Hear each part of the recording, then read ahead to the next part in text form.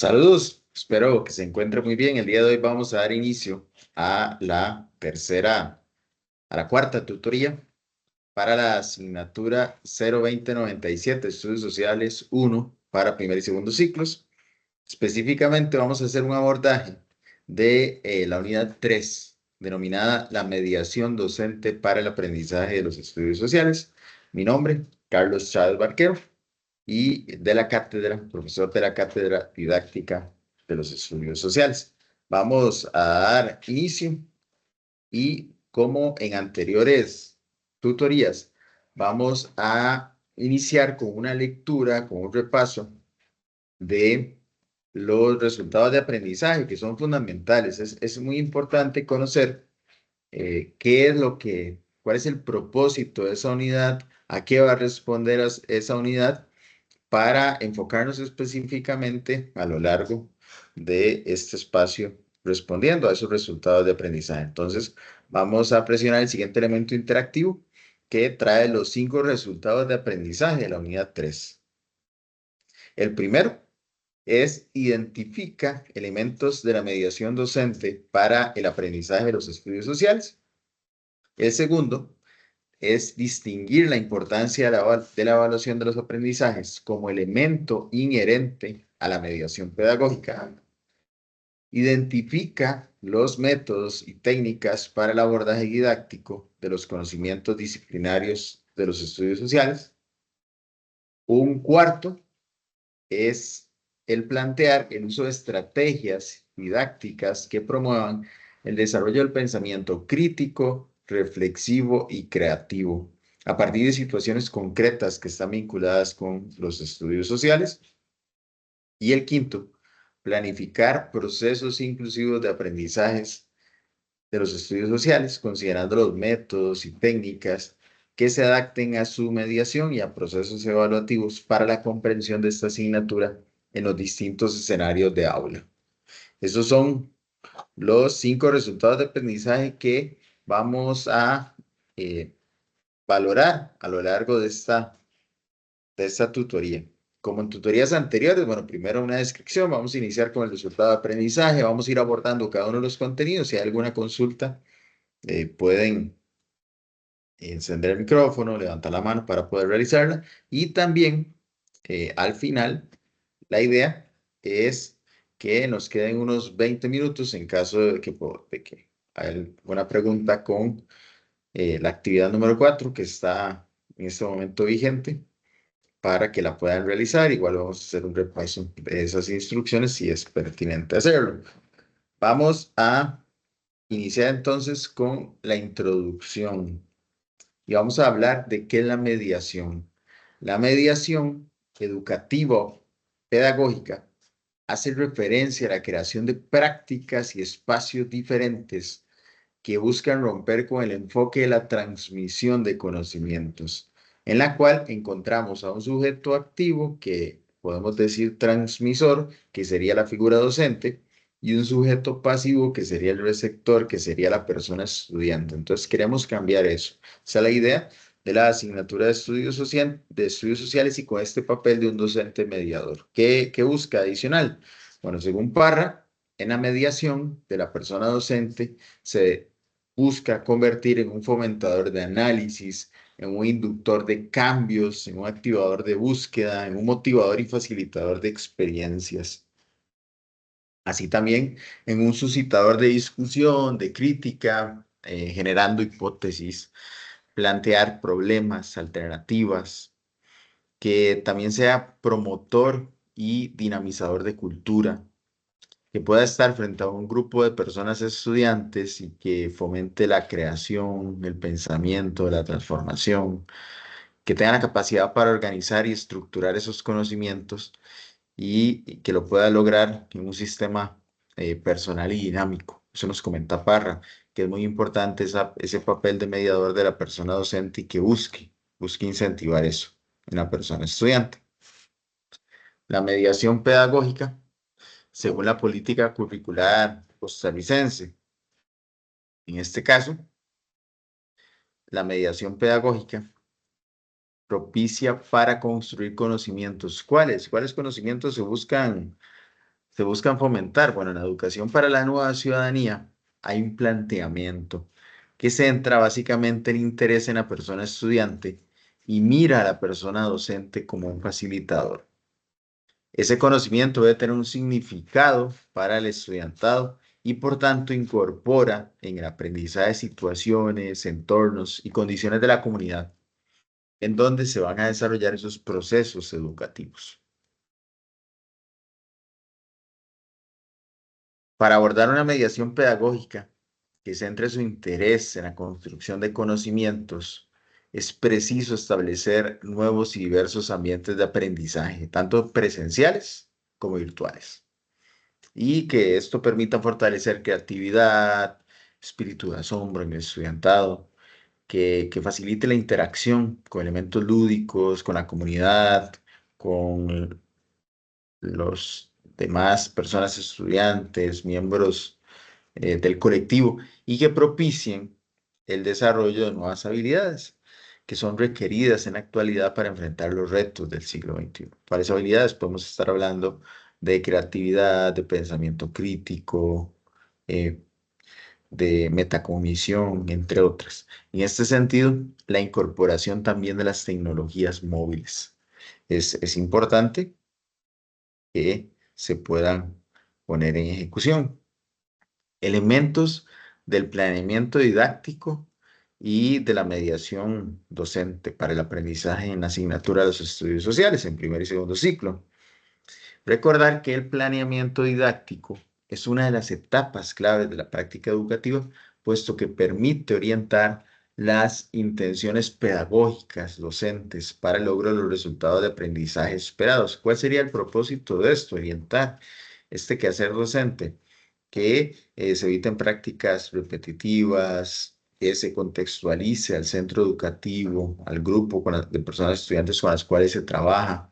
Y este planeamiento didáctico, según el cronograma, tiene una periodicidad que en el caso, pues, la asignatura de estudios sociales para primer y segundo ciclos es mensual y debe responder también a una metodología de trabajo que es el taller, que más adelante también la vamos a abordar.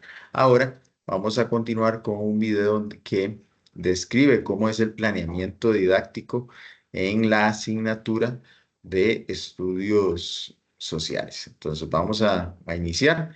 Vamos aquí a observar este video que describe cómo es el planeamiento didáctico en la actualidad. Entonces, vamos a compartir sonido y vamos a darle play al video para que lo podamos visualizar para posteriormente comentarlo. Saludos, estimadas personas docentes. El día de hoy nos encontramos en un video educativo de actualidad. ¿Cómo será el planeamiento didáctico para el curso lectivo 2025? Vamos a iniciar. Recordando que para el curso lectivo 2025 su organización es en dos periodos. El primero del 5 de febrero al 4 de julio, mientras que el segundo del 21 de julio al 10 de diciembre. ¿Qué es el planeamiento didáctico? Es uno de los deberes medulares que realiza la persona docente. Es un mecanismo que articula los conocimientos pedagógicos y la práctica didáctica de forma efectiva, pertinente y eficaz para el desarrollo y logro de los aprendizajes esperados. Lo anterior demanda que la persona docente diseñe actividades didácticas dinámicas, diversas y creativas que estén centradas en el desarrollo integral de la persona estudiante y que considere su contexto y características biopsicosociales. Hay que recordar que el planeamiento didáctico hay que diseñarlo, contextualizarlo y aplicarlo durante el proceso de mediación pedagógica. Para el curso lectivo 2025, la persona docente contará con indicadores para el fortalecimiento de los aprendizajes. Estos abarcan todos los aprendizajes del programa de estudio vigente en cada asignatura. Es importante que la persona docente utilice y enriquezca el espacio de observaciones que viene en la plantilla de planeamiento didáctico. Para el estudiantado con alto potencial alta dotación y talentos no implica un planeamiento individual, sino que las estrategias de flexibilización curricular deben incluirse en el planeamiento didáctico de todo el grupo. Para la persona estudiante en condición de discapacidad que cuenta con el apoyo de la adecuación curricular significativa, la programación educativa individual se operacionaliza en el planeamiento didáctico sin necesidad de elaborar un documento adicional, señalando los ajustes con otro color, bien sea negrita, iconos o cualquier otra forma que la persona docente considere oportuna, garantizando de esta manera que la persona estudiante a la que se le aplica este apoyo tenga acceso al aprendizaje. También para el curso lectivo 2025 hay una guía de competencias que se deben indicar en la plantilla de planeamiento didáctico, las que se están promoviendo desde la mediación pedagógica. Hay que tener presente que para elaborar el planeamiento didáctico se deben aplicar los principios, pautas y puntos de verificación del diseño universal para el aprendizaje, por lo cual tiene que tomarse en cuenta los intereses, las características, múltiples formas de representación y la utilización de tecnologías digitales. La periodicidad de entrega del planeamiento didáctico depende de la modalidad y asignatura. Por ejemplo, a continuación se adjunta la siguiente imagen obtenida de la circular respectiva. Por ejemplo, en educación preescolar trimestral, en varias de las asignaturas de primer y segundo ciclo, mensual, entre otras. ¿Cuál es el formato de entrega? Se debe utilizar la plantilla oficial para cada modalidad y se entrega en tiempo y forma por medios digitales o impresos a la administración del centro educativo o a quien ésta designe. Un ejemplo de plantilla de planeamiento didáctico es la de primer y segundo ciclos de la educación general básica. Por ejemplo, primero tenemos una sección administrativa donde viene el nombre de la dirección regional, el centro educativo, el nivel, la asignatura, periodicidad para la elaboración, el nombre de la persona docente y la selección de la competencia.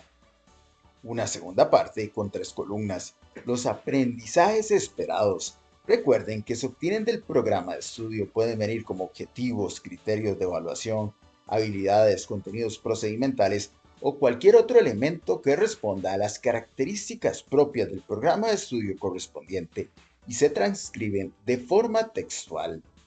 Una segunda columna, las estrategias de mediación, es una descripción detallada de las actividades para la mediación pedagógica. Se caracterizan por ser secuenciales, concatenadas, graduales y responden a los momentos que establece cada programa de estudio. Deben ser variadas, acorde con los estilos y ritmos de aprendizaje de las personas estudiantes. Se deberán incluir los recursos didácticos que se requieran para su desarrollo. Su elaboración está a cargo de la persona docente, de acuerdo con las características del contexto y de la población atendida. Deben considerarse las estrategias de mediación sugeridas en el programa de estudio y contextualizarse a la realidad y requerimientos de la población estudiantil meta. Estas deben propiciar el desarrollo de las competencias planteadas en las guías respectivas y de los componentes propios del programa de estudio o descriptor correspondiente. Se deben tomar en cuenta el diseño universal para el aprendizaje. Una tercera columna, indicadores.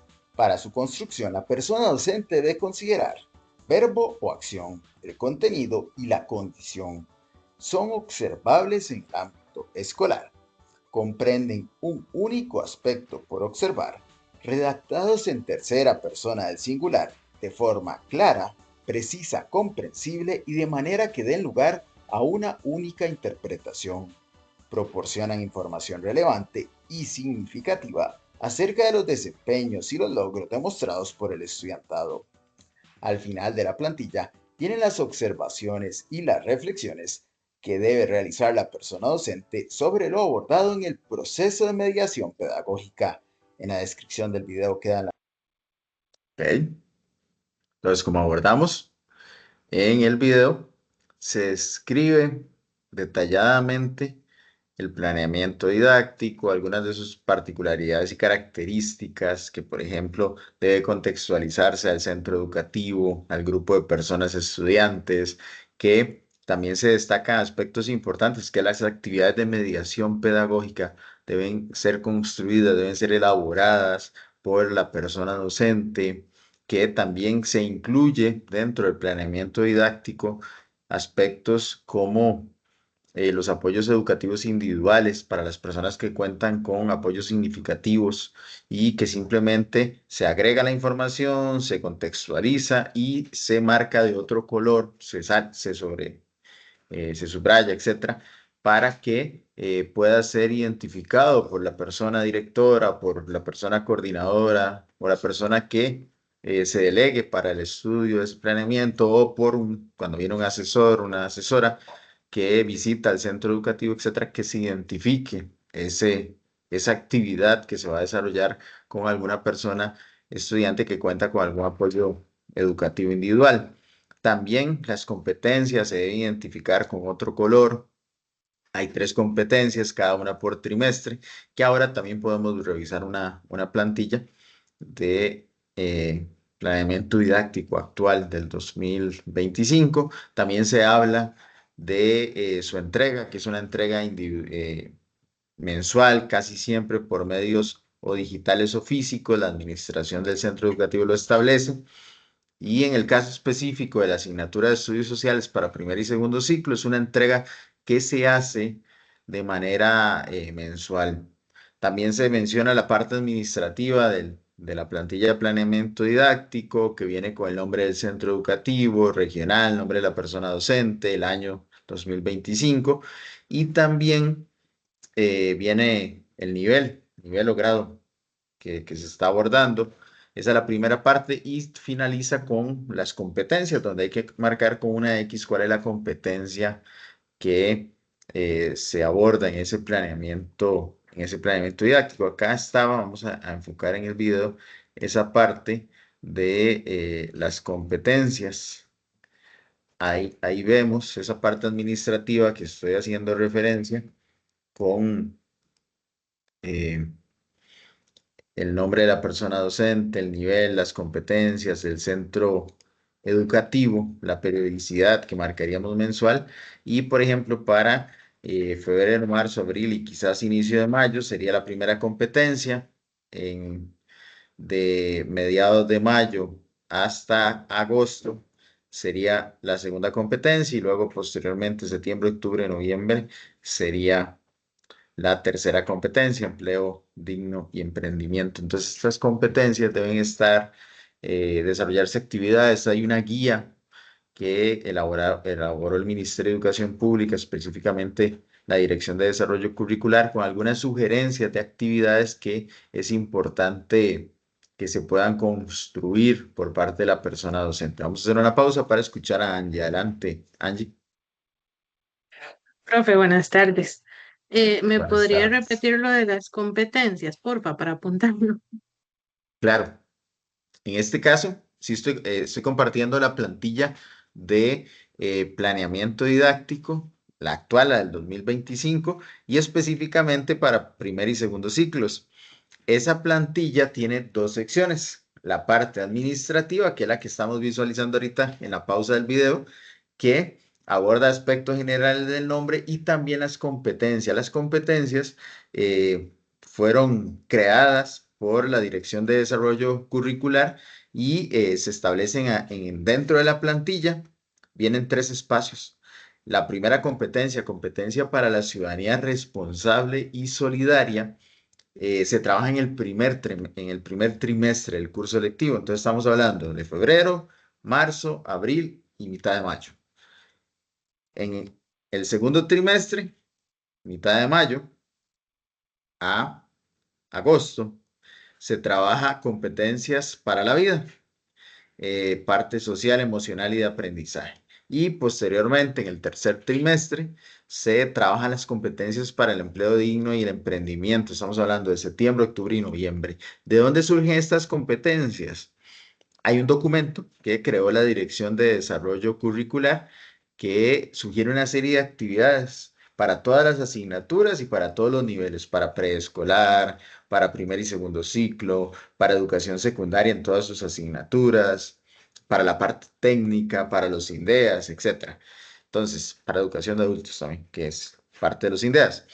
Y en este caso, en particular, entonces la persona docente revisa esa guía de competencias y toma algunas sugerencias que vengan ahí para poder desarrollarlas en el planeamiento didáctico posteriormente, en la parte ya de desarrollo de las estrategias de mediación. Acá solamente sería marcar con una X cuál es la competencia que se va a desarrollar, pero todo depende del mes. Por ejemplo, ahorita, como estamos en agosto, sería las competencias para la vida, sociales, emocionales y de aprendizaje, las que correspondería trabajar en el salón en el salón de clase con el grupo. No sé si quedó claro, Angie, o alguna otra consulta del tema. Sí, profe, gracias. Es que en las otras materias solo me decían marque tal, un marque tal, y yo pensaba que solo se marcaba como una por materia o así. Entonces, ahora que usted dijo como por trimestre, digo, yo necesito apuntarlo porque es importante, ¿verdad? Y Ujú, con lo de los planeamientos, digamos, uno hace bueno, un aprendizaje esperado y las estrategias y todo eso. Y al mes se entregan los del mes, ¿verdad? Entonces hace por objetivo distintos planeamientos. Digamos, por aprendizaje esperado, hace ujú. distintas hojas, por decirlo así. No, no necesariamente. Quizás, por ejemplo, ahorita podemos ver el programa de estudio, para hacer un ejemplo, con la asignatura de estudios sociales. Podemos acá colocar dos o tres aprendizajes esperados de la asignatura de estudios sociales y educación Ujú. cívica. Los colocamos en la primera columna. Voy a pasarme a la siguiente diapositiva donde está esa información de los aprendizajes esperados. No, Ahí. gracias. Es que Entonces, ayer vi, pero se me pegaba mucho el internet, entonces mejor pregunto. sí, no hay ningún problema.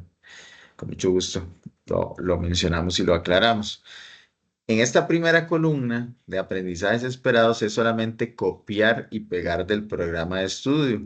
Entonces, pueden haber tres, cuatro aprendizajes esperados.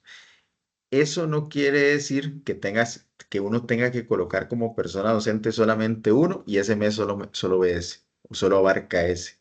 Eso va a depender mucho del contexto del centro educativo, de la realidad de la persona estudiante, de la cantidad de estrategias de mediación, porque si yo pongo un aprendizaje esperado de la campaña nacional y hago 10 estrategias de mediación, va a ser complicado que me alcance el tiempo para quizás agregar eventualmente otro objetivo, otro aprendizaje esperado. Pero si yo agrego dos, tres aprendizajes esperados y hago una estrategia y esa estrategia voy a durar una semana, ok, en el siguiente aprendizaje esperado desarrollo tres estrategias y en esas tres estrategias voy a durar 2 semanas, entonces ve que se me va a ser posible tal vez colocar dos, tres aprendizajes. Todo va a depender de esa cantidad de estrategias de mediación que coloquemos, que construyamos como personas docentes para mediar esa actividad y para acompañar el proceso de mediación de las personas estudiantes. Digamos que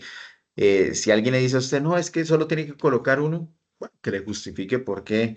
Tal vez él le puede decir, bueno, no, es que ya, si se sienta con usted y le dice, la persona que le va a revisar el planeamiento, vean, yo considero que este aprendizaje esperado deberías abarcarlo en un mes porque es muy amplio, porque estás desarrollando muchas actividades. Bueno, ya ahí le da un criterio por el que él piensa que es así, pero vea que existe esa posibilidad dependiendo del contexto del centro educativo, de la realidad de las personas estudiantes, del diseño, de las estrategias, etcétera, del tiempo con que se cuente, la cantidad de lecciones, del aprovechamiento de esas lecciones también, porque a veces en el contexto del centro educativo hay algunas actividades curriculares y extracurriculares, celebración de efemérides, algún convivio, por ejemplo, que ahorita que viene la celebración del Día de la Madre, la próxima semana, bueno, eso representa una organización por parte del equipo docente y una convocatoria algunas veces a los encargados legales para que ese día puedan acompañar en el centro educativo uno o días antes para esa celebración. Entonces, todo depende de ese aprovechamiento que se pueda realizar, pero digamos que no habría un número determinado. Puede ser de uno o más. Sí, entiendo. Es que sí, esa era la duda, como digamos, y si son objetivos o aprendizajes diferentes, tienen que ir en hojas separadas o pueden ir en el mismo más abajo. Sí, más abajo lo coloca. Usted desarrolla uno, coloca todas las estrategias de mediación para ese primero, coloca el Ujú. indicador y en la siguiente le da enter, baja y en la siguiente línea ahí coloca el aprendizaje 2 de ese mes, las estrategias para ese aprendizaje y el indicador ahí mismo. Y en Ok, caso de requerir un tercero, también lo puede hacer ahí mismo. ok, muchas gracias. Ah, con todo gusto. Ok, vamos a continuar. Recordar que este planeamiento didáctico es un requisito fundamental del acto educativo, de ese proceso educativo. Es además exigido por las autoridades educativas, va a ser solicitado por la administración del centro educativo y el propósito es buscar la excelencia y evitar la improvisación o repetición continua de actividades y de estrategias. Ese es el propósito fundamental de construir un planeamiento didáctico para que se pueda desarrollar en el salón de clase y con las personas estudiantes. Ahora más adelante, cuando vayamos a ver el taller, que es la estrategia metodológica propia para desarrollar la asignatura de estudios sociales en primer y segundo ciclo, vamos a hacer un ejemplo con el programa de estudio y también con la plantilla para que incluso pueda quedarnos un poco más claro y lo podamos redactar y construir. La planificación implican asignatura de estudios sociales que, bueno, toma decisiones con carácter pedagógico que van a buscar contribuir al desarrollo de una mediación que es intencionada, que incluye criterios que emanan desde las autoridades que están basadas en la política educativa, en la organización de contenidos y aprendizajes, que se toma como marco los programas de estudio, la guía de competencias también que ahora podemos revisar y que surgen de la organización colectiva para la comunidad educativa.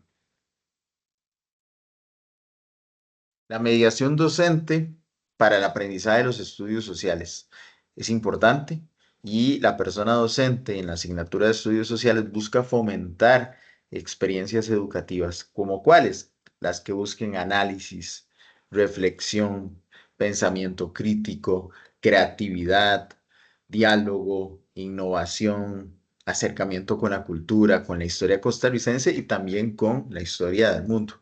Incluso hay competencias y habilidades que buscan tener presente que vivimos en Costa Rica, pero como somos ciudadanos del mundo.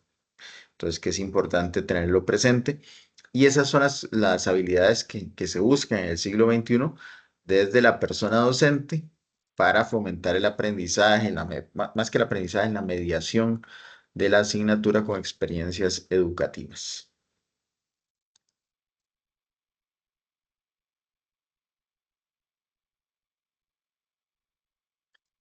El aprendizaje y la mediación obliga a cada uno de nosotros, como docentes y como futuras personas docentes, educadoras, a dominar procesos de mediación pedagógica en la asignatura de los estudios sociales, pero también a mantener una actitud proactiva hacia la autocapacitación. Es muy importante porque va a permitir guiar nuestro proceso de aprendizaje, que sea efectivo, que sea significativo para el estudiantado. Y comentaba en anteriores años, e incluso en anteriores cuatrimestres con las personas estudiantes, que alguna aplicación, bueno, por ejemplo, la aplicación que estamos utilizando ahorita para construir esta presentación interactiva es una presentación y una aplicación bastante novedosa, actual, y que quizás dentro de 5 o 10 años ya no vaya a ser eh, tan funcional. Hoy día, por ejemplo, también la inteligencia artificial se hizo presente, está presente en la educación también y debe ser una herramienta de apoyo al proceso educativo, a la mediación pedagógica de la asignatura y a la construcción de recursos también para el proceso de mediación pedagógica de la asignatura. Entonces, la tarea de nosotros es estudiar, es leer, es capacitarnos, pero hacerlo de manera periódica. ¿Por qué? Porque a veces lo que vimos en la universidad, cuando salimos 5, 10, 15 años después, ya tal vez no es tan funcional en la elaboración de recursos, en el proceso de mediación y por eso ese llamado a la autocapacitación y a tener una actitud proactiva. Entonces, eso es de destacar acá. La mediación pedagógica exige para nosotros como personas docentes, uno, orientar y guiar la actividad cognitiva y socioemocional de la persona estudiante. ¿Para qué? Para que sea capaz de pensar, de sentir, de crear, de innovar, de descubrir, de transformar su entorno. Esas son habilidades importantes que la asignatura puede trabajar y que nosotros como personas docentes debemos orientar y guiar hacia eso. Y la mediación es expresión de humanismo y respeto por la persona. En la asignatura y específicamente en el material de trabajo se mencionan dos metodologías que son muy importantes para promover algunas características en el estudiantado, algunas habilidades. Por ejemplo, el trabajo activo, democrático, flexible, creativo e integrador. ¿Cuáles son estas dos metodologías? Una, el trabajo colaborativo y otro, el aula invertida. Vamos a empezar con el trabajo colaborativo. ¿Qué podemos entender por trabajo colaborativo? Es cuando creamos grupos que sean equilibrados, que, que tomen en cuenta las afinidades, pero también que logre mezclar funciones dentro de ese grupo, que se logre adaptar a ese espacio de trabajo, que se distribuya en el salón de clase, que se puedan comunicar de manera eficiente, repartir el material, que establezca normas de comunicación. Cada persona estudiante debe escuchar, debe aplicar lo que escucha, debe comunicarse, debe evitarse las discusiones, los gritos, debe colaborarse, debe buscar la colaboración. También mediar pedagógicamente para conducir y observar. Es importante que haya algún líder, alguna persona que pueda observar el entorno, que pueda ir desarrollando, tomando apuntes, que pueda ir abordando aspectos, repartiendo tareas, construyendo, liderando. Y es una selección que se sugiere que sea de 4 o 5 personas por grupo, que es lo ideal para lograr un trabajo fluido y evitar problemas de organización, porque a veces cuando son grupos más grandes, de 8, 9, 10 personas, cuesta un poco más comunicarse y a veces cuando son grupos 2, 3, es también complejo. Entonces lo ideal es por experiencia y son 5 consejos para el desarrollo efectivo del trabajo colaborativo, que el grupo sea de ese número, de 4 o 5 y que tenga esas características. Entonces esa es una de las metodologías que se sugieren de trabajo para fomentar, desarrollar el trabajo activo, democrático, flexible, creativo e integrador. Y el otro es el aula invertida. ¿Qué es el aula invertida? Es esa capacidad de que se dejen actividades fuera del salón de clase. Se dejan materiales, se dejan recursos, videos, presentaciones interactivas, quizzes, una lectura, un libro, cualquier aspecto que sirva para que la persona estudiante lo estudie fuera del aula, o sea, lo estudie en su casa, en un espacio de descanso, que pueda eh, leerlo, traerlo para la clase, analizarlo, identificarlo, reconocerlo, y que en la clase se va a hacer una dinámica distinta. El tiempo de clase se va a utilizar para realizar tareas, para realizar trabajos colaborativos y otras estrategias que permitan reforzar algunos aprendizajes que se han adquirido. ¿Cuál sería la ventaja de esto y por qué se llama aula invertida? Porque entonces el tiempo que el docente, por ejemplo, en una clase normal, el docente va a abordar ese contenido. Entonces, por ejemplo, vamos a poner un número, un tema. La campaña nacional de 1856-1857. Entonces, el docente en la clase va a abordar ese tema y va a empezar con las causas y va a empezar con la ubicación, con algunas figuras, posteriormente con batallas de la campaña nacional. Y esa sería una clase tradicional. Ahora el aula invertida sería que la persona docente construya un recurso o busque un recurso que lo revise, que lo valide, que lo comparta con el estudiantado y que les pida que por favor lo estudien, lo revisen con cuidado y a partir de esa información, la siguiente clase, entonces se va a hacer un trabajo colaborativo, se va a hacer una tarea, se va a trabajar un proyecto sobre ese tema y no se va necesariamente a invertir tiempo en repasar esos contenidos, sino que se va a trabajar con distintas dinámicas, con distintos procesos de mediación y por eso va a ser un aula invertida.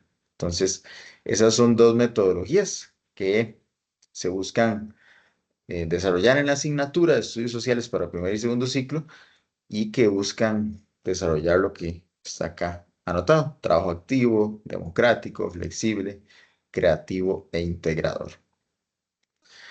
Tenemos también ahora la importancia del taller en la asignatura de estudios sociales para primer y segundo ciclo, y la técnica del taller en los estudios sociales es la técnica para desarrollar las estrategias de mediación, esa columna específica del planeamiento didáctico. Al lado aquí están aprendizajes esperados, ahorita la vamos a ver, y las estrategias de mediación se deben desarrollar con la técnica del taller. Entonces, ¿cuáles son algunos principios pedagógicos del taller? Eliminar jerarquías. La relación docente, persona estudiante es una tarea común. Cambiar las relaciones de competencia por una producción colaborativa. Formas de evaluación conjunta, una nueva definición de roles, redefinición de roles: docente, orientador, persona estudiante, y control y decisión sobre la marcha, es decir, se va avanzando con X, Y contenido, Z contenido, y se va tomando decisiones en ese proceso. Acá están los 4 momentos para el desarrollo de la metodología del taller. Un primer momento es una actividad inicial de motivación, de rescate de aprendizajes previos. Un segundo momento es construcción del conocimiento, discusión colectiva. Un tercer momento se puede aplicar el trabajo colaborativo, discusión participativa, busca asumir posiciones personales y grupales que faciliten la acción necesaria para concretar el propósito de la unidad de estudio. Y un cuarto momento es el cierre de la unidad, el cierre del tema para la ampliación de los contenidos curriculares para hacer más explícitos los aprendizajes individuales y colectivos alcanzados. Entonces, esos son los 4 momentos de la técnica, el taller que eh, se propone en la asignatura de estudios sociales. Y acá la autora del material de autoaprendizaje, Margot Piedra, nos permite este cuadro en donde vienen las etapas del taller y vienen alguna serie de actividades para que nosotros como personas docentes podamos desarrollar. Entonces, un primer momento, recuerden que eran actividades iniciales, rompehielos, para ver aprendizajes previos de las personas estudiantes. Entonces, algunas sugerencias de esas ideas son: lluvia de ideas, observar un pequeño video y a partir de ahí preguntas generadoras, escuchar una canción o un cuento, actividades para introducir una temática. Propósito de esto es motivar la exploración, el andamiaje cognitivo, algún experimento, algún acertijo, alguna pregunta que nos permita resolver un tema, visitas a museos o algún lugar virtual, por ejemplo, algún árbol de ideas, lluvia de ideas, etcétera. Ese sería algunas estrategias de actividades para desarrollar en ese primer momento. Entonces, eh, ahí vienen también algunas actividades para ese segundo momento y quiero en este momento compartir la plantilla de planeamiento didáctico, el programa de estudio, la guía de competencias también, para que podamos ver y entender cómo podemos construir nuestro planeamiento didáctico, que es importante que lo lo tomamos en cuenta. Entonces voy un momento a dejar de compartir la pantalla para abrir esos recursos.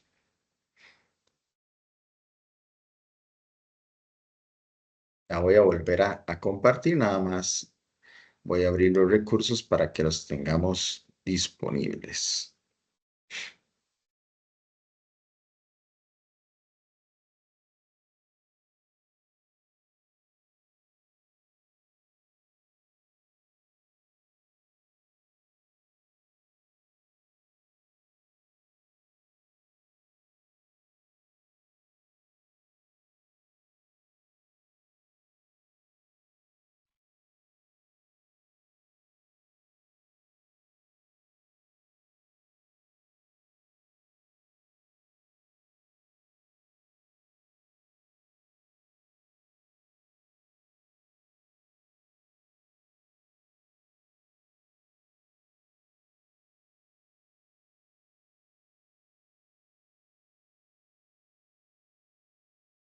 Ya tenemos el primero.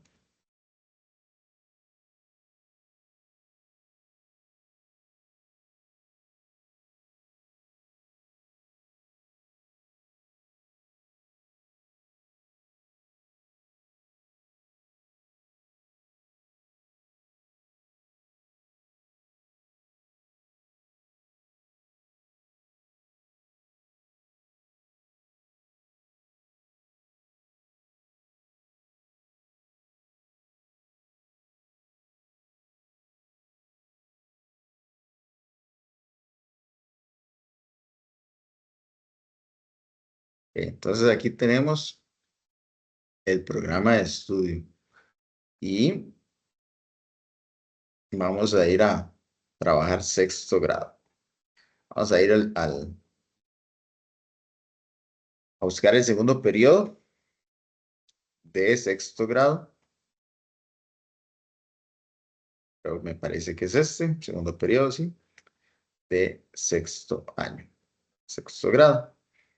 Entonces, nosotros en la plantilla de planeamiento didáctico, la primera columna que ya ahorita les voy a mostrar, lo que tenemos que hacer es transcribir, o sea, copiar y pegar la columna de contenidos procedimentales.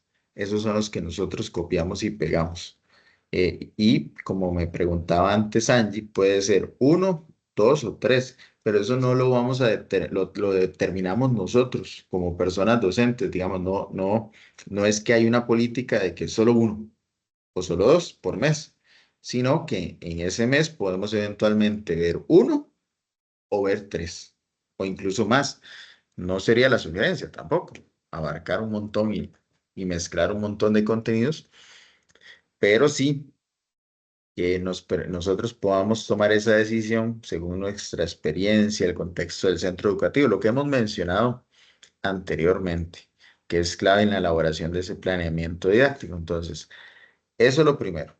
Vamos ahora a ver lo de las competencias. Vamos a buscar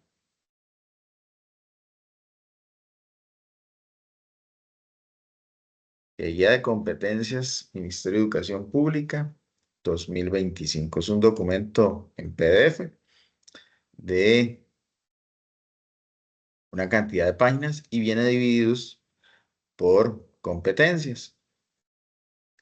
Entonces, recordemos que ahorita, por el momento del contexto, del tiempo, la ubicación temporal, estamos en el mes de agosto, estamos en el segundo periodo. Entonces, la primera competencia, competencia para la ciudadanía responsable y solidaria, es para el primer periodo. Habíamos dicho febrero, marzo, abril y mayo, mediados de mayo. Ahora, competencias para la vida, que sería la actual, estamos hablando de mitad de mayo, junio, julio, recuerde que hay vacaciones de medio periodo, y agosto. Entonces vamos a competencias para la vida. Y ahí vienen mencionados algunos aspectos, algunas habilidades que se buscan desarrollar y algunos temas que se sugieren también. La distribución de las competencias y alguna serie de actividades que se buscan desarrollar por parte de las autoridades y que en el centro, nosotros en el centro educativo, debemos también trabajar. Aquí viene la aplicación de esa guía de competencias. Vamos a abrirlo. Aquí está la guía de competencias para primer y segundo ciclos. Entonces,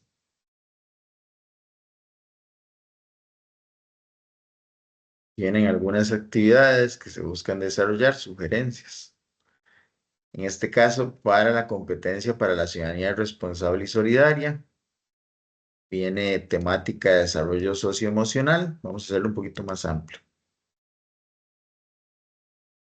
Y viene alguna sugerencia de actividad integral. Comunicación empática es una lectura. Nombre de la actividad, teatro de títeres. Viene una descripción de la actividad que nosotros como persona docente no es estas actividades, vea que aquí viene la segunda, nombre de la actividad, juego de roles, la comunidad. Estas actividades no son para que nosotros copiemos y peguemos todas, sino para que desde nuestra experticia y desde el contexto del centro educativo, conociendo a las personas estudiantes con las que trabajamos, podamos elegir una o dos que sean importantes, que podamos, que nosotros digamos, no, mira, esta me puede servir para trabajar con mi grupo, esta se, se alinea con la asignatura, se alinea también con el tema que estamos viendo, tiene mucha relación, entonces vamos a trabajarla por ahí.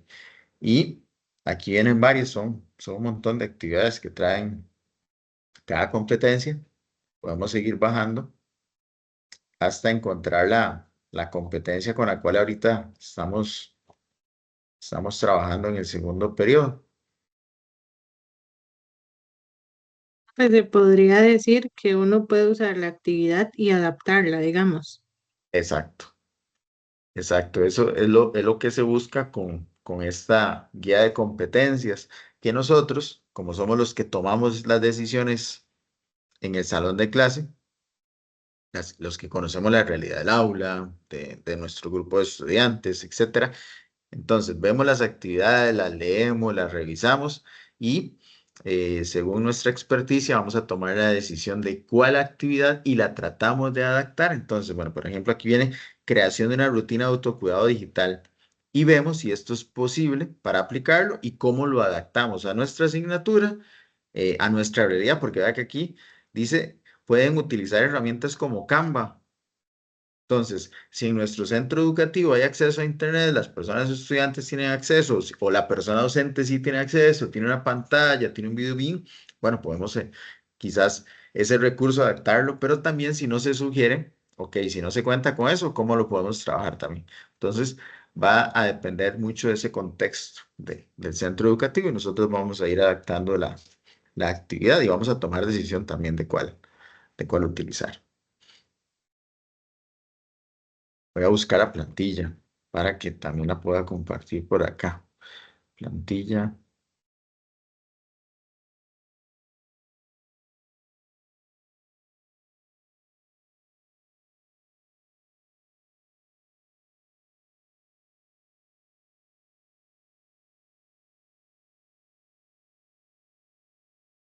Vamos a descargarla de aquí parece. Entonces, mejor.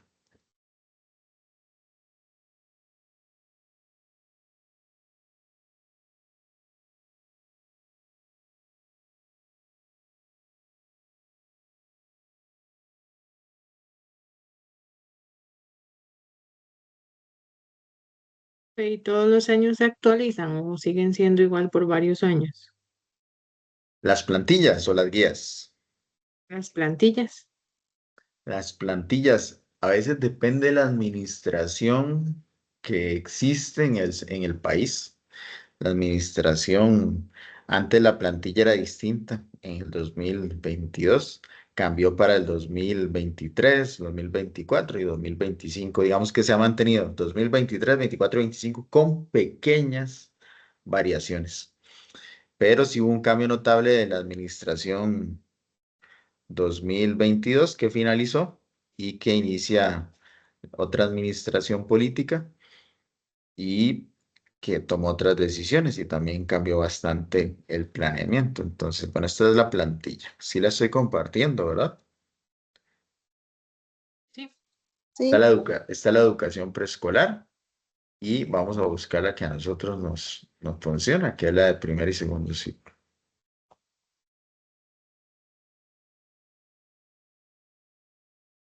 Puedo hacer una búsqueda así o también usar control F, pues ya lo encontramos rápido. Plantillas de planeamiento didáctico, primer y segundo ciclos. Entonces, Dirección Regional de Educación, eso va a depender de donde nosotros tengamos el nombramiento, Heredia, Alajuela, Cartago, Terraba, Norte, San José Central, etcétera. Centro educativo, ahí colocamos el nombre del centro, nombre de nuestro, asignatura, estudios sociales, nivel, primero, segundo, tercero, cuarto, quinto, sexto, curso lectivo 2025. La periodicidad, ponemos una X, en estudios sociales es mensual.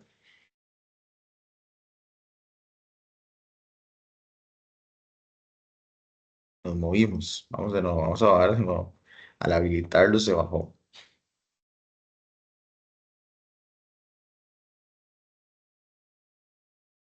Y ya volvimos. Entonces acá nosotros colocaríamos una X. La competencia, en este momento vamos a ubicarnos temporalmente en agosto, 7 de agosto, entonces estamos en el segundo trimestre y como tal corresponde esta competencia. Y ahora sí, esa es la parte administrativa que nosotros completamos y ahora vamos a la segunda columna, que es como aspectos técnicos.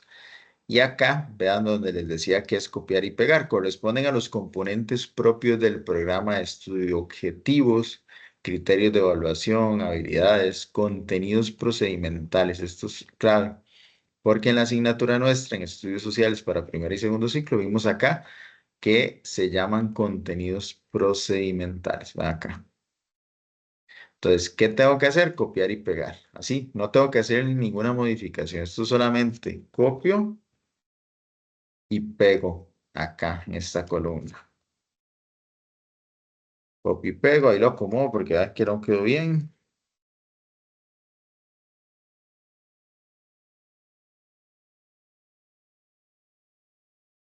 Ahí está el primero. Entonces ahí tomamos nosotros decisiones. Si en ese mes solamente vamos a ver ese aprendizaje esperado o vamos a desarrollar otro más. Entonces eso es lo primero. Luego acá en las estrategias de mediación, que es la segunda columna, vienen una serie de características que describen cómo es que se debe desarrollar. Es una serie de actividades didácticas para la mediación pedagógica, deben ser secuenciales, concatenadas, graduales, y van a responder a los momentos que establece el programa de estudio. ¿Cuál es nuestro momento? Nuestra metodología de trabajo es el taller y son 4 momentos: primer momento, segundo, tercero y cuarto. El primer momento, recordemos que son actividades iniciales, rompehielo, etcétera. Un segundo momento, discusión participativa, un tercer momento de trabajo colaborativo y un cuarto momento de actividad de cierre. Entonces, esas son nuestras estrategias de mediación que deben responder. Nuestro aprendizaje esperado debe responder a estrategias que busquen eso, esos 4 momentos y en ese orden. La elaboración a cargo de la persona docente. Deben ser actividades variadas, acorden con los ritmos y estilos de aprendizaje. Deben considerarse estrategias de mediación sugeridas en el programa de estudio y contextualizadas. Vean lo que yo les he mencionado muchas veces, que contextualizar es clave. Es una palabra que ustedes van a escuchar eh, en, en su experiencia laboral y siempre en la plantilla de planeamiento didáctico. Creo que siempre se ha escuchado, hay que contextualizar, porque no es lo mismo un centro educativo de Escazú, de Belén, por ejemplo, un centro educativo privado, a un centro educativo público en una región rural de Costa Rica. Entonces, no podemos aplicar el mismo planeamiento didáctico exactamente igual en ambas realidades porque son realidades distintas. Entonces, habría que sentarnos, leerlo, revisarlo y ver cómo se contextualiza a esas personas estudiantes, a esa comunidad, a ese contexto. Entonces, por eso esa palabra ahí. Deben propiciar el desarrollo de las competencias planteadas en las guías que nosotros vimos ahora. Se debe tomar en cuenta el diseño universal para el aprendizaje. Esto quiere decir que tenemos que presentar múltiples formas de representación de la información, de acción, de expresión. También lo que mencionaba antes al inicio, que es muy importante, que si contamos con algún apoyo educativo, alguna persona estudiante con adecuación significativa, programa educativo individual, tenemos que colocarlo en otro color. ¿Cuál sería otro color? Entonces nosotros redactamos la estrategia y, por ejemplo, que esta es una estrategia. Entonces nosotros redactamos la estrategia y marcamos con un color. Muchas veces la persona directora del centro educativo, la persona encargada de recolectar, que es nombrada por la administración para recolectar los planeamientos, nos indican a circular, ok, las competencias las vamos a marcar de color amarillo y el DUA lo vamos a representar de tal color y las competencias, la guía de competencias, las actividades que vienen de la guía de competencia, la vamos a marcar de tal color. Entonces, todo eso va dentro del planeamiento. Y si adicional contamos con algún apoyo educativo significativo, también lo vamos a marcar de X, o lo vamos a subrayar, o lo vamos a poner en negrita. Todo eso va a veces en una circular general que se realiza desde la administración del centro educativo para indicarnos a las personas docentes cómo vamos a colocar y entonces vamos a entregar un único planeamiento didáctico que va a incluir todo eso. Antes era distinto, antes muchas veces había que entregar 2, 3 planeamientos, uno para las personas con eh, apoyos significativos, otro para las personas con algún tipo de apoyo de acceso y otro para el estudiantado regular. Entonces, a veces eran 3, 4 planeamientos distintos que se tenían que realizar. Ahora es en uno mismo, una misma plantilla, señalado por colores, por ejemplo.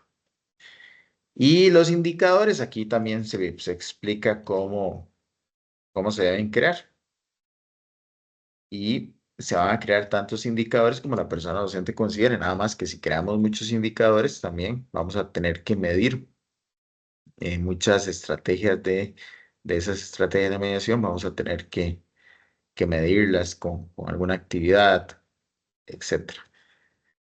Esas serían las columnas y al final vea que viene una parte para reflexión de la persona docente.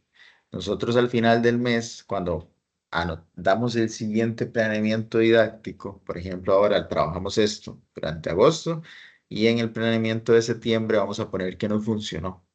Ok, me funcionó esta actividad, esto y esto. ¿Qué no me funcionó? Bueno, no me funcionó esta presentación porque no hubo acceso a internet en ninguno de los días. Entonces no puedo trabajar con presentaciones con acceso a internet. ¿Qué puedo mejorar? Bueno, ahí puedo anotar. Y alguna observación adicional, que acá tiene un espacio para eso.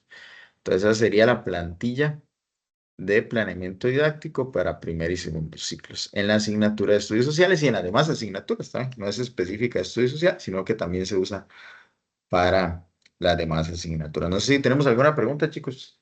Chicas, perdón. No sé si tenemos alguna pregunta o No, continuamos. Ok, vamos No, a profe, continuar. bueno, los indicadores es la última columna. No son muchos, entonces más o menos como cuántos, 3 igual. Ok, vamos a repasar esta parte. Depende de la cantidad de estrategias de mediación que nosotros vamos a realizar. Digamos, si Vamos a, hicimos 3, ajá, si hicimos 3 actividades de mediación, 3 estrategias de mediación, podemos hacer 3 indicadores. ok.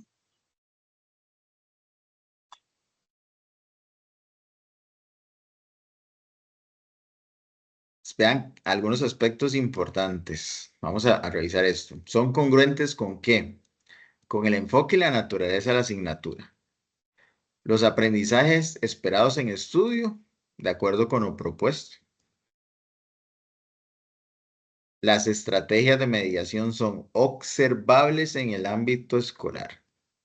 Comprenden un único aspecto por observar. ¿Qué quiere decir esto? Damos el objetivo, comprensión de los logros sociales. Este es el aprendizaje esperado. Entonces, comprensión de los logros sociales de la década de 1940 y su impacto en la sociedad actual. Ese es el aprendizaje esperado, comprensión. Entonces, el indicador comprende un único aspecto por observar. ¿Qué quiere decir esto? Que yo no puedo redactar en mi indicador. Comprende y analiza. Comprende e identifica. No, porque es un único aspecto por observar. Entonces, cuando yo redacto ese indicador que se hace en tercera persona singular, él, ella comprende, él, ella identifica. Entonces va a ser un único aspecto por observar. Entonces tenemos que tener eso claro a la hora de la redacción. Redactarlos, bueno, lo que les decía, en tercera persona singular. Y proporcionar información relevante y significativa acerca del desempeño y logro demostrado por el estudiante. Y podemos crear los que consideremos, pero nada más que haya una estrategia de mediación que responda a eso también, que es importante. Vamos a continuar. Vamos a ir ahora otra vez a la presentación. Vamos a dejar de compartir un segundo. Y volvemos. Ok.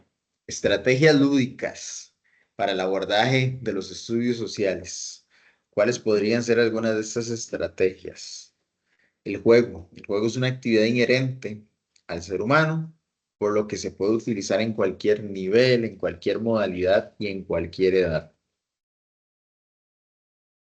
Y es una actividad que desarrolla la dimensión lúdica de las personas, ya que permite el gozo, la creatividad, el tiempo y al tiempo estimula las capacidades cognitivas.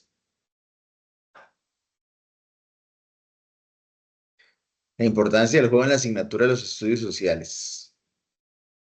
Por ejemplo, cualquier juego presenta nuevas exigencias, lo que representa una oportunidad para el desarrollo y el fortalecimiento de los aprendizajes. El juego predispone a aprender. La atención, la memoria, el ingenio se agudizan y amplían con el juego, por lo que se debe considerarse un instrumento en el desarrollo madurativo y estructural del cerebro. Todos los aprendizajes desarrollados desde una actividad lúdica son transferidos posteriormente a las situaciones no lúdicas. Su carácter motivador permite que el estudiantado establezca relaciones significativas con los diversos saberes, contenidos y habilidades que se desean abordar. Y el juego conduce de modo natural a la creatividad, dado que el estudiantado emplea destrezas y procesos que desarrollan la expresión y la profundización, perdón, la expresión, la producción y la invención. Hay algunas actividades, algunas estrategias, es más, Genial tiene para que nosotros podamos crear, construir algunas herramientas y podamos ver un ranking.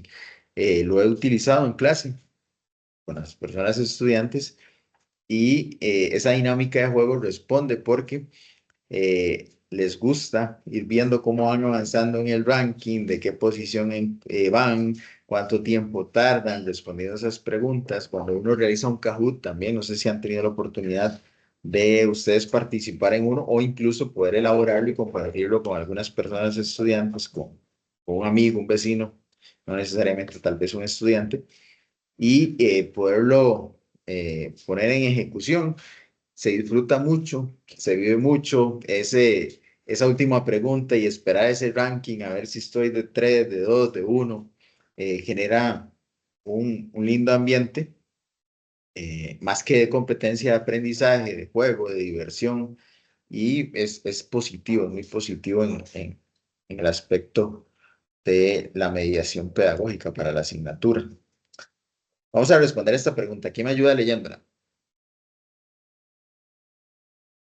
Yo, profe. Adelante. Adquiere sentido en la medida que contribuye a motivar al estudiantado a sentir la necesidad de aprender para despertar la curiosidad.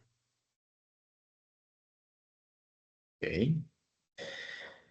para despertar la curiosidad, la elaboración de guías de preguntas, el uso del juego en educación, la construcción de ítems de selección. ¿Cuál consideran que es la respuesta correcta?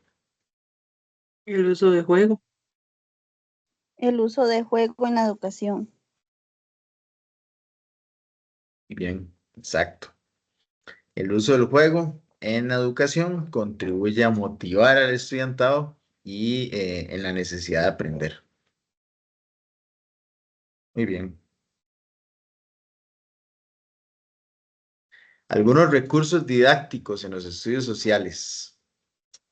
Los recursos didácticos son todo tipo de apoyo, ya sea material o tecnológico, que contribuye al proceso de mediación de los aprendizajes. Los recursos y o materiales didácticos deben entenderse como fundamentales en el proceso educativo. Son fundamentales en el proceso de mediación pedagógica y deben adecuarse al contexto del centro educativo y de la persona estudiante. Y esta función clave obliga a la evaluación permanente de los recursos por parte de la persona docente. Entonces, esto es importante. No es lo mismo utilizar un recurso de hace 20 años que nosotros vimos en la universidad, que era muy funcional, que era muy importante, que era muy útil, y seguirlo utilizando 20 años después. Quizás debamos valorar, evaluar si ese recurso sigue siendo pertinente, si podemos tal vez utilizar alguna parte de información de ese recurso, valorarlo y crear uno o buscar otro que sea más oportuno para el proceso actual, para el contexto actual. Entonces, eso nos obliga a nosotros como personas docentes a tomar esas decisiones de evaluar siempre los recursos. Ofrecen múltiples ventajas, ofrecen múltiples opciones para desarrollo de actividades creativas y motivadoras y fortalecen el desarrollo de la autonomía. Aspectos importantes también es la importancia de las tecnologías de la información y la comunicación en la mediación de los estudios sociales.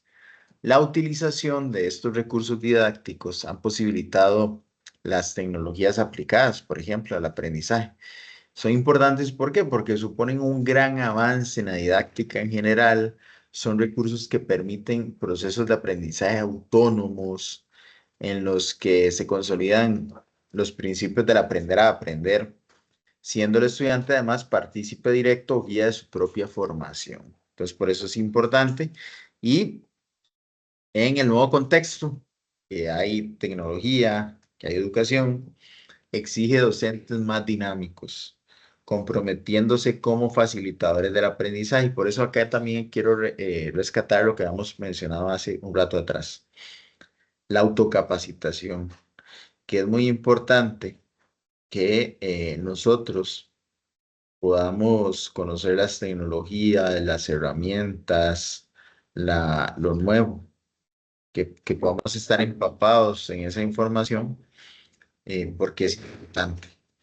Pese a esta notable integración y modificación de roles, las tecnologías de la información y la comunicación en modelos formativos no adecuados, en lugar de mejorar el aprendizaje de los alumnos, lo empeoran, lo que incrementa la carga de docentes y de personas estudiantes.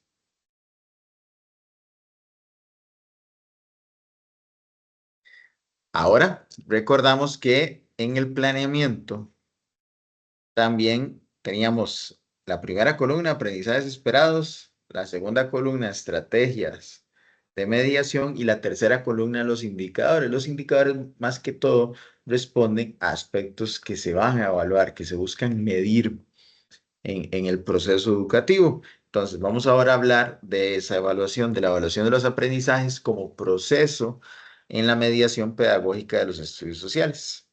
Y recordemos que la evaluación es parte de todo proceso de mediación y de aprendizaje. Y lo vamos a comprender como un proceso que es continuo y es sistemático, que permite recopilar información de los desempeños de las personas estudiantes y que fundamenta la emisión de un juicio de valor, la toma de decisiones que realiza la persona docente. ¿Para qué? Para mejorar de manera progresiva el proceso de construcción del conocimiento.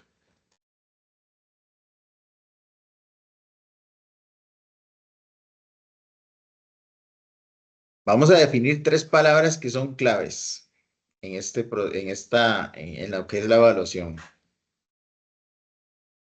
Calificación, medición y evaluación. Son distintas. Es importante ver la diferencia. El primero, el de calificación, está asociado de forma exclusiva a la valoración de lo aprendido y a las habilidades desarrolladas por cada estudiante. Mientras que medir, que es el segundo, medición, es un proceso cuantitativo que proporciona una información específica. Mientras que la evaluación de los aprendizajes opera no solo para medir y calificar, es decir, no es solamente un proceso cuantitativo y no solamente valora lo aprendido, sino que principalmente para la toma de decisiones que van a llevar a la mejora del aprendizaje. Entonces, ¿qué quiere decir esto? Que nosotros en nuestro planeamiento didáctico, por ejemplo, tenemos una estrategia de mediación, que es la utilización de una presentación interactiva que trae diapositivas con videos, con elementos interactivos, con información sobre un contenido, con el contenido que estamos abordando en ese momento. Y la estamos utilizando, pero nos damos cuenta que en ese proceso las personas estudiantes no logran ver todos los elementos, no logran ver toda la información, solamente van avanzando de diapositiva en diapositiva, no ven los videos, no responden las preguntas. Algunos no entran porque no tienen internet, no tienen acceso a internet ni en el centro educativo ni en sus hogares. Entonces, eso me va a llevar a mí a tomar una decisión porque veo que luego en un trabajo cotidiano no lo realizan de manera correcta, en una tarea tampoco lo realizan de manera correcta y eventualmente en el examen yo no quiero llegar al examen viendo que no les fue bien en un cotidiano, no les fue bien en una tarea, entonces tomo una decisión. Esa es la diferencia entre calificar y medir con la evaluación de los aprendizajes, que acá yo tengo que tomar decisiones.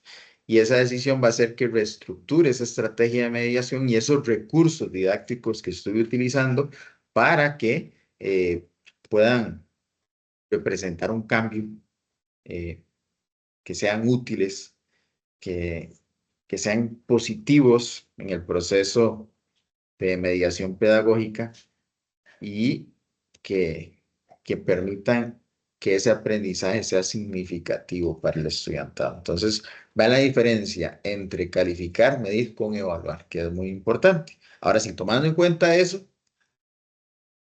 la evaluación es análisis de desempeño, es valoración de resultados, es medición de capacidades y es apreciación del todo de las partes. Mientras que medición es asignar numéricamente a objetivos, eventos o conductas, cuantificación de resultados y no expresa un juicio de valor. Entonces, ¿va la diferencia? Otro ejemplo, otra figura que había en la antología que me pareció importante compartir sobre diferencia entre medición y evaluación. Tenemos 3 funciones de la evaluación. Tenemos la evaluación diagnóstica, la evaluación formativa y la evaluación sumativa. Tenemos que tener claro algo con la evaluación diagnóstica. A veces la evaluación diagnóstica pensamos que es solamente al inicio del curso lectivo. En febrero, hagámoslo en febrero. En febrero tenemos que salir de la evaluación formativa y no es así. Acá en el video se explica que la evaluación diagnóstica, cuándo se realiza, por qué es importante realizarla. Vamos a ver el video, luego lo comentamos y también vamos a hablar posteriormente de la evaluación formativa y sumativa, que son otras funciones que tiene la evaluación. Entonces vamos a compartir sonido. Saludos colegas, nos reencontramos en un video más. El día de hoy vamos a abordar una temática educativa de actualidad. ¿Qué es la evaluación diagnóstica? Vamos a iniciar. En el artículo número 4 del Reglamento de Evaluación de los Aprendizajes se indica que permite conocer el estado inicial de la persona estudiante en las áreas del desarrollo cognitiva, socioafectiva y psicomotriz, con el fin de facilitar con base en la información que de ella se deriva, la aplicación de las estrategias correspondientes. ¿Cuáles son los propósitos de la evaluación diagnóstica? Establece los objetivos, contenidos o competencias posibles de alcanzar dentro del contexto educativo del salón de clase. Revisar el planeamiento y tomar decisiones que mejoren resultados. Comprobar los objetivos, contenidos o competencias abordados en el curso lectivo anterior. Respetar la individualidad y la atención a la diversidad de las personas estudiantes. Establecer el crecimiento del estudiante en los niveles cognitivos, socioafectivos y psicomotores. Conocer el contexto, los antecedentes del estudiante, los datos referentes a la constitución familiar, a los niveles socioeconómico y cultural, claves para comprender las reacciones y brindar apoyos. ¿Cuándo se aplica la evaluación diagnóstica? Al inicio del curso lectivo, así como en el desarrollo del proceso de enseñanza y aprendizaje, por ejemplo, antes de iniciar un tema, una unidad didáctica, entre otros momentos.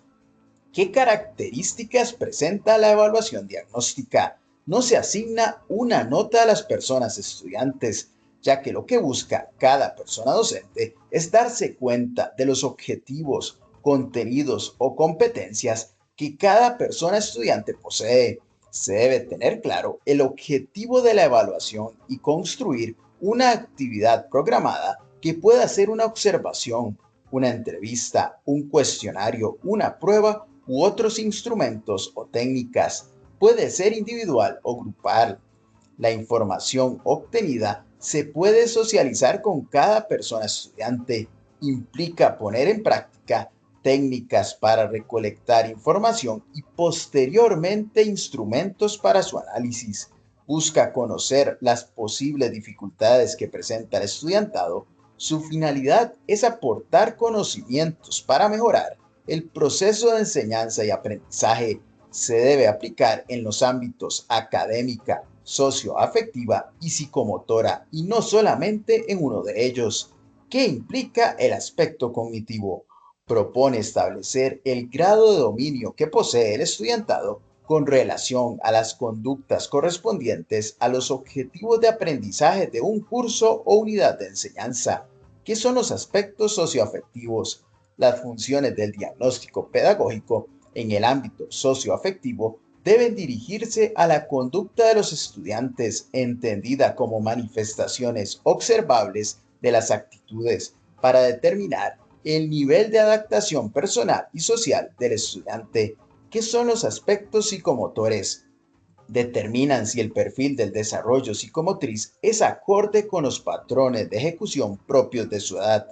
Identifica las áreas psicomotrices no desarrolladas, dado que son la base de determinados problemas escolares, como por ejemplo dificultades en la escritura y en la lectura.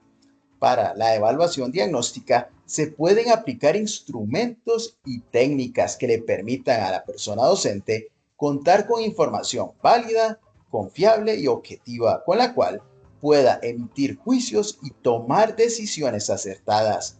¿Cuáles técnicas puede aplicar la persona docente durante la evaluación diagnóstica? La autoasesoría, el reporte semanal, perfiles de personajes admirables, recordar, resumir, preguntar, conectar y comentar, la observación, encuestas, cuestionarios, entrevistas, el diario de clase y el portafolio, entre otros. ¿Cuántas técnicas se deben aplicar en la evaluación diagnóstica? Debe ser variado porque cada una de ellas aporta información distinta y muy valiosa en el proceso. En dicho proceso, es importante considerar los recursos de tiempo y humanos disponibles, así como el contexto educativo. ¿Cuáles instrumentos puede aplicar la persona docente una vez se cuenta con la información? Por ejemplo, escalas de calificación, listas de cotejo, pruebas no estandarizadas, rúbricas y registro anecdótico. Estos son los datos. ¿Ok? Vimos las funciones de la evaluación en la parte diagnóstica. Hay un elemento que sí quiero destacar, que es cuándo se debe aplicar esta evaluación. que acá venía y que me parece importante que lo tomemos en cuenta. Aquí bien, ahí está. Se aplica al inicio del curso lectivo, pero no solamente ahí, sino también en el desarrollo del proceso de mediación. Por ejemplo, antes de iniciar un tema o antes de iniciar una unidad didáctica. Entonces, vean que hay distintos momentos en donde nosotros, como personas docentes, podemos aplicar y debemos aplicar la evaluación diagnóstica. Entonces, este, se habla mal, se escucha mal cuando nos dicen o nosotros decimos que, sí, la evaluación de, sí, en febrero. No, no solamente en febrero. Vean que se hace durante todo el curso lectivo y para iniciar un tema, una unidad didáctica, entre otros. Entonces, tenemos que tomar eso en cuenta para cuando escuchemos hablar de evaluación diagnóstica. Evaluación sumativa. Confirma los logros alcanzados por parte de la persona estudiante al término de un proceso de aprendizaje y fundamenta la calificación. Y su objetivo principal es comprobar cuánto han aprendido las personas estudiantes al finalizar un proceso de aprendizaje, de enseñanza-aprendizaje y mediación.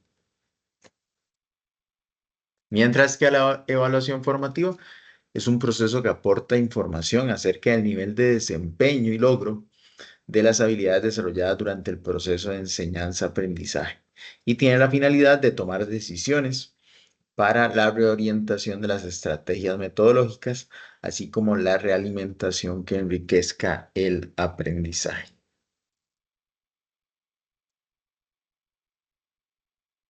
También es importante hablar de la autoevaluación, la coevaluación y la metacognición como parte del proceso evaluativo en los estudios sociales. Nosotros, ahora, cuando finalizamos la actividad 3 colaborativa, había una parte de autoevaluación. Entonces, es importante. Este proceso forma parte de la evaluación. ¿Y qué es?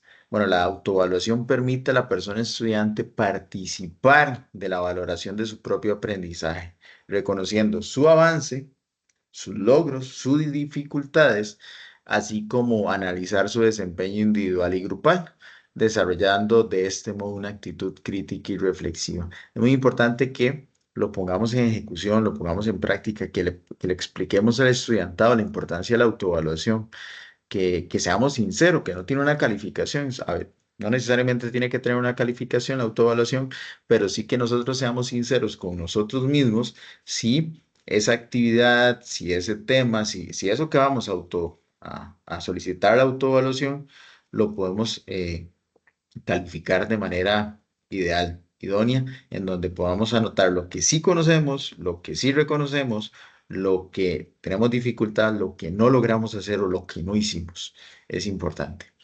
Y la importancia de la autoevaluación es que permite desarrollar un proceso de retroalimentación permanente en el que se reconocen las limitaciones personales, pero también las posibilidades de mejora. La autoevaluación permite desarrollar un proceso de retroalimentación permanente, que este proceso, relacionado también con la coevaluación, permite a la persona estudiante tomar conciencia acerca de los avances, los logros, las limitaciones que se dieron de forma individual y grupal durante el trabajo realizado.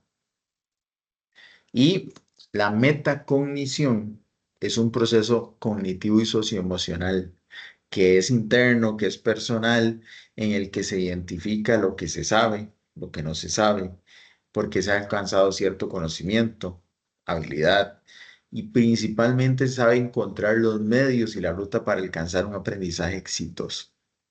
Implica, por tanto, tener conciencia sobre los propios procesos mentales, cómo se aprende y controla el proceso de aprendizaje. Todo eso es importante. Y relacionado al tema de la evaluación, ahora tenemos los instrumentos para recopilar información en el proceso educativo. Entonces, por instrumentos de evaluación, nos referimos a aquellas herramientas que son diseñadas para recopilar información y que sirven de insumo para la valoración de los aprendizajes adquiridos por el estudiantado. Los instrumentos más utilizados para la evaluación del aprendizaje son listas de control o cotejo, escalas numéricas, gráficas descriptivas, rúbricas o matrices de valoración. Listas de control es un instrumento en el que se presentan una serie de atributos, descripciones, cuya presencia o ausencia se debe contrastar.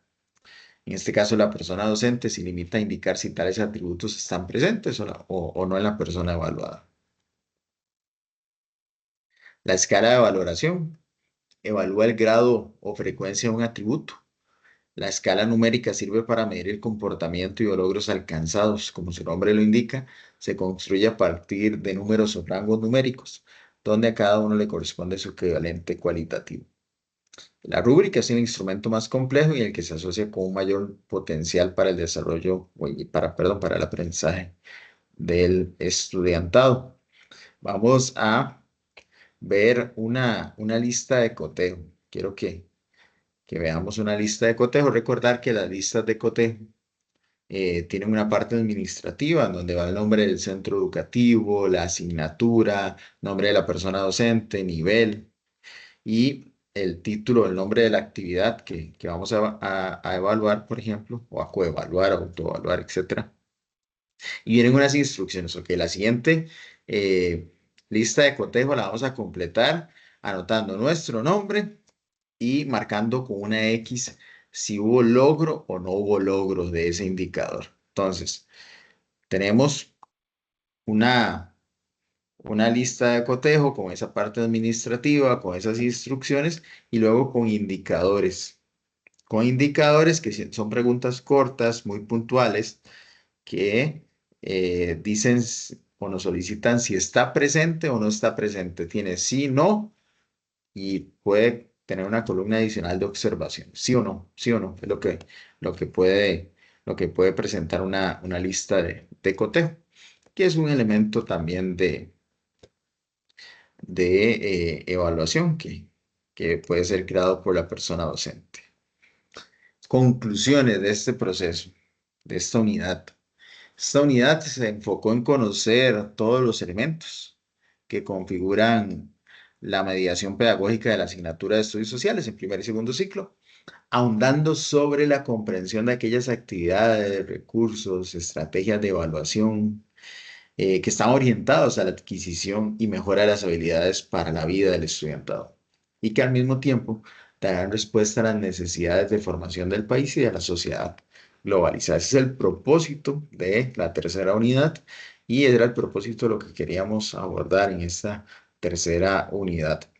Vamos a compartir las referencias bibliográficas, que siempre es importante, de donde se obtuvo la información para la construcción de esta presentación. Y no sé si tienen alguna pregunta específicamente de alguno de estos temas que vimos ahorita y que podamos tal vez ampliar ahorita.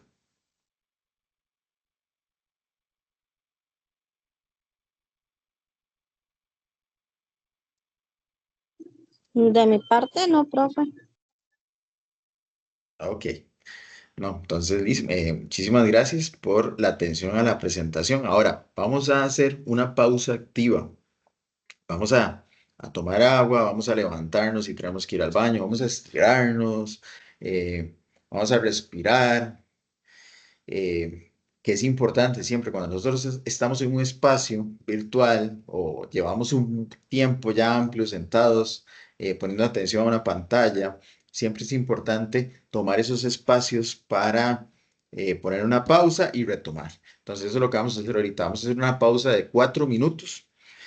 Voy a compartir este fondo, voy a compartir una música para relajarnos, voy a apagar la cámara y en 4 minutos volvemos para revisar la actividad número 4, que sería la última actividad de la asignatura 2097. Entonces, voy a poner esta música de fondo y volvemos en 4 minutos. Son las 18:30, volvemos a las 18:34. ¿De acuerdo?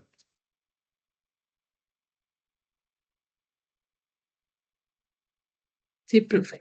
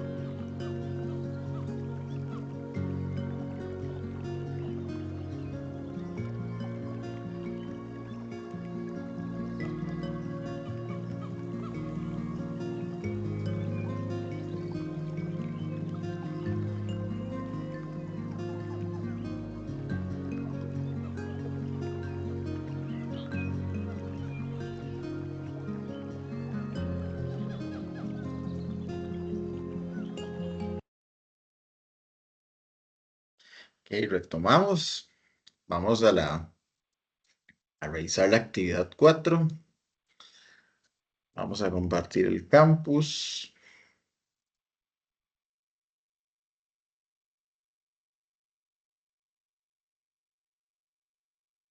Ok. Tenemos aquí la actividad 4. tenemos desde el 4, desde el lunes anterior hasta el 17 de agosto. No sé si ya pudieron revisar esta actividad. Vean que iniciamos con un enlace, por si tenemos alguna duda sobre lo que es el ensayo. Recordar que revisamos la unidad 3, leemos la unidad 3, que fue lo que vimos ahora en la presentación, y revisamos algunos recursos que nos piden por acá. Posteriormente elaboramos para iniciar ya el trabajo una portada, y el ensayo que vamos a construir tiene que tener 3 páginas mínimo, 4 máximo, y debe responder a este tema que está acá. El uso de las tecnologías de la información y la comunicación son un recurso necesario para la formulación de lecciones atractivas, o pueden ser solo un recurso complementario. Debemos responder a esa consigna, a esa pregunta. El ensayo debe contener mínimo 5 citas bibliográficas. En la conclusión del ensayo debe presentar 3 soluciones de cómo se pueden mejorar las lecciones de los estudios en los estudios sociales. Debe presentar una lista con la bibliografía consultada referenciada según formato APA cuarta edición en español. Básicamente eso es el trabajo. Me preguntaban hoy en el foro de dudas si se califica una introducción en el ensayo. Entonces explicaba yo que no vienen las introducciones, pero recordemos que hay elementos que son propios de un ensayo. Entonces, el tipo de redacción que debe tener, la extensión que debe tener ese escrito, y entre esos, nosotros no podemos iniciar un ensayo de una vez al desarrollo de la idea respondiendo a la pregunta, sino que tenemos que tener una introducción que vaya a abordar, que vaya describiendo lo que se quiere responder con el ensayo y posteriormente desarrollarlo y dar las conclusiones de ese ensayo. Entonces, eso es lo que buscamos desarrollar con la actividad número 4, y tenemos hasta el 17 de agosto para poder entregar. Entonces, ustedes me indican si tienen alguna consulta específicamente con la actividad, con la rúbrica. Profe, es que la duda de nosotros, bueno, no estoy con usted, pero he escuchado varias opiniones. Dicen que debería llevar como la portada, una introducción y luego empieza el ensayo. Porque, digamos, yo sé que un ensayo lleva introducción, desarrollo y conclusión, pero eso era lo que decían, porque como dice al final que también debe llevar una otra conclusión, digamos, la conclusión del ensayo y otra. Es que en la conclusión no es otra, sino eh, que en esa conclusión que usted logre desarrollar, también trate de responder a esto que se solicita. Presentarte, digamos, Dentro porque de la misma, digamos, de la misma sí, del ensayo. sí, porque la idea del ensayo no es finalizarlo y ahora sí voy a responder a eso otro, sino que dentro del mismo ensayo que estamos construyendo, que va a responder a ese tema, al uso de las tecnologías de la información y la comunicación como recurso necesario para la formulación de lecciones atractivas, o pueden ser solo un recurso complementario. O sea, vamos a generar un debate sobre ese tema nosotros y lo vamos a responder ahí mismo A opinión nosotros. propia. Sí, sí, va a haber ideas, por supuesto, argumentos propios, pero también como nos piden citas, tenemos que tener citas que van a fundamentar esos aportes, que son mínimo 5. Entonces, esas 5 citas que vamos a buscar para sostener nuestros aportes, yo puedo decir, sí, es fundamental, súper atractivo, es lo que yo considero, y busco citas que me ayuden a justificarlo. Por ahí, por supuesto, va a estar su opinión colocada, escrita, redactada, etcétera, pero va a tener el aporte de las citas que le van a dar fundamento. Y al final va a hacer una conclusión, pero esa conclusión también tiene que responder a 3 soluciones de cómo pueden mejorarse. Ok, después de haber redactado mi ensayo, como punto fundamental, considero que un aporte es, que como persona estudiante, futura educadora o educador, puedo consolidar, construir o crear, es que esto y esto es fundamental para mejores elecciones en la asignatura de estudios sociales. Y no sería una conclusión aparte, sino que va dentro del mismo ensayo. Ok, gracias. No, con todo gusto. ¿Alguna otra consulta? Yo no, profe. Gracias. De acuerdo, Angie. Ok, entonces, bueno, recordemos que tenemos en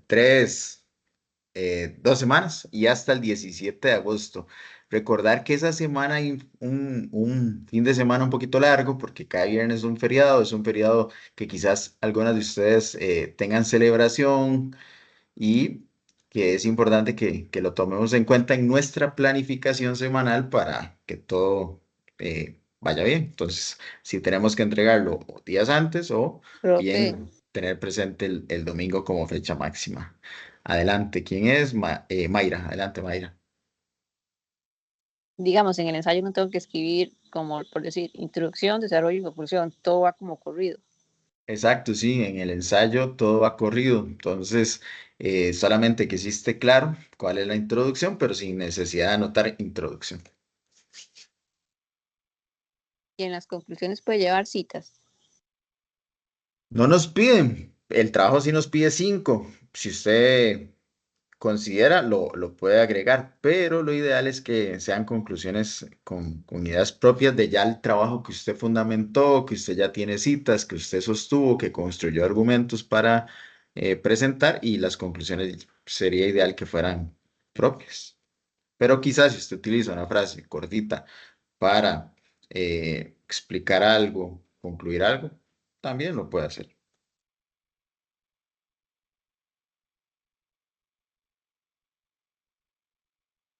Entonces, ¿Alguna en sí otra? el trabajo es como generar un debate, profesor, entre el tema Sí, sí, de sí. opinión propia. Ensayo, que responda a la consigna que se plantea acá, que tenga citas para que fundamente su opinión, que es importante.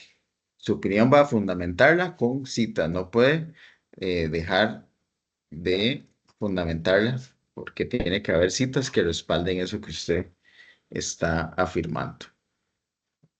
Profe, y en el foro de cierre, yo sé que no es obligatorio, pero siempre me gusta hacer todo lo que esté. Ujú. En el foro de cierre, como, ¿de qué se trata? Foro de cierre se habilita en la semana vamos a ver, la semana 18. siguiente.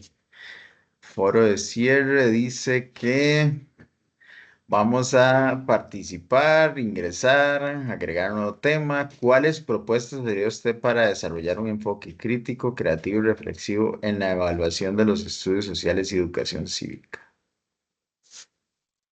A eso es lo que se busca responder en el foro de cierre.